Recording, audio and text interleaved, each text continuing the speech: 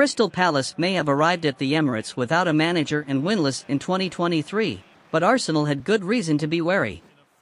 When they faced Everton last month, also on a long winless run and heading into their first game after Frank Lampard's sacking, few foresaw the relegation contenders claiming a precious win. Everton were better set than Palace, however. Lampard's successor, Dyche, was already in place. Patrick Vieira's time at Palace came to an abrupt end on Friday morning, giving Paddy McCarthy, drafted in from his role as under-21s coach, a little over 48 hours to salvage a game plan from the wreckage. A task that proved too great as they were soundly beaten 4-1. From the start, Arsenal looked determined to stop their opponents' disrupted preparations from coming together. Amid a thick grey fog drifting from the away end, where flares and smoke bombs greeted the first whistle, the hosts' rhythmic pressing game clicked into gear immediately, Leandro Trossard smothering the first attempted pass of the game in a sign of things to come. Gabriel Martinelli and Bukayo Saka probed the flanks, the former threading through Trossard, who failed to tempt Stuart Atwell, the referee, into awarding an early penalty after going down in a tangle. The visitors struggled to get on the ball, chasing shadows in the acrid haze. As the smoke lifted, Palace produced two flashes of danger. McCarthy had promised aggression and speed in the final third, and Wilfried Zaha obliged, taking advantage of a turnover out wide to dance in behind and unleash a low shot that Aaron Ramsdale could only push on to a post. It was pure luck that, having ricocheted out onto his trailing leg, the ball went behind for a corner rather than crossing the line. Not long afterwards, having ghosted through a yawning gap between Rob Holding and Gabriel Magalhaes, Odsonne Edouard went one-on-one with Ramsdale only to be denied by an excellent save. If Palace were second best in possession, they still looked more than capable of hitting back on the counterattack. Arsenal players piqued fans' curiosity by posing with a replica of the famous clock which adorns the Emirates, as it did Highbury, after their win at Fulham last weekend, spawning several theories as to its significance. Martin Odegaard gave some more insight into the meaning of the gesture in his program notes, explaining that we spoke about the importance of working together as a team, like the parts of a clock. After those two scares, Arsenal's internal mechanics began to whir in unison. Odegaard drew a save from Joe Whitworth, the young goalkeeper filling in for the injured Vicente Guaita, while Saka and Martinelli pinned Palace's fullbacks deeper and deeper into danger. As the game approached the half-hour mark, Arsenal made their breakthrough. Ben White won the ball out wide on the right before playing in Saka, who lofted a cross to Martinelli. Having steadied himself, he sent a shot whistling past Whitworth and into the back of the net. From there, the inevitable tick, tick, tick of Arsenal pressure grew ever louder. Thomas Partey headed over at a corner, Trossard and Odegaard both went close and, unable to upset their opponent's relentless tempo, Palace were almost entirely constrained to their own half.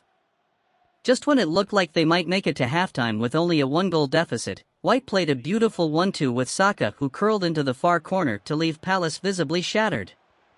Arsenal faced little resistance in the second half, even if they did squander their clean sheet. Granit Xhaka made it 3-0 with a dinked finish from close range after being played through by Trossard, who, in the process, registered an impressive sixth assist in 5 league games. Palace pulled one back at a corner via Jeffrey Schlupp, with the goal surviving a VAR check for handball. Arsenal missed the commanding presence of William Saliba, injured in the midweek against Sporting, in the box, even if their defense otherwise held up well in his absence. If that was Palace's opportunity to launch a comeback, they failed to take it. Zaha went close after a bad miscue from Ramsdale, but his shot fizzed inches wide of the far post.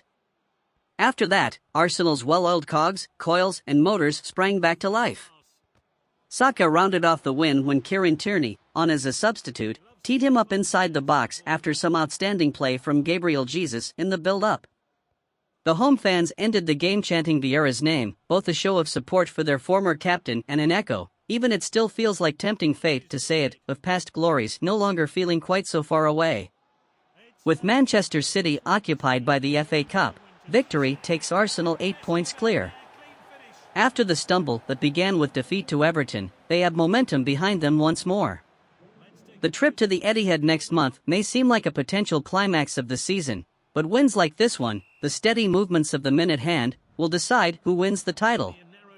With 10 games remaining, Mikel Arteta will feel the clock is working just as it should. Crystal Palace were forced into a late change with Joachim Andersen injured in the warm-up and replaced by James Tompkins, but they started fast and nearly led when Zaha was played in behind and sent a low shot off the left post. Odsonne Edouard was then released beyond the Arsenal defense, although he was flagged offside after Aaron Ramsdale had saved when one-on-one. It took Arsenal 18 minutes to have their first shot as teenager Joe Whitworth pushed away Martin Odegaard's effort from the edge of the area. The hosts were ramping up the pressure down Palace's left and eventually, Saka crossed for Martinelli, who shifted the ball onto his left foot, gaining a yard on Joel Ward, before firing across Whitworth and into the bottom right corner for his 6th goal in as many Premier League matches. Team news. Gabriel Jesus started on the bench with William Saliba not in the Arsenal squad due to a back complaint. Rob Holding made his first Premier League start since the final day of last season. Takahiro Tomiyasu and Eddie Nketiah were also not in the matchday squad. Crystal Palace's interim manager Paddy McCarthy made 2 changes from the side that were beaten 1-0 by Brighton in Patrick Vieira's final game.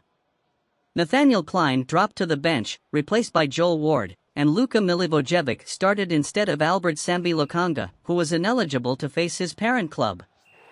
19-year-old goalkeeper Joe Whitworth retained his place in goal, only his 2nd Premier League start in the continued absence of Vicente Guaita.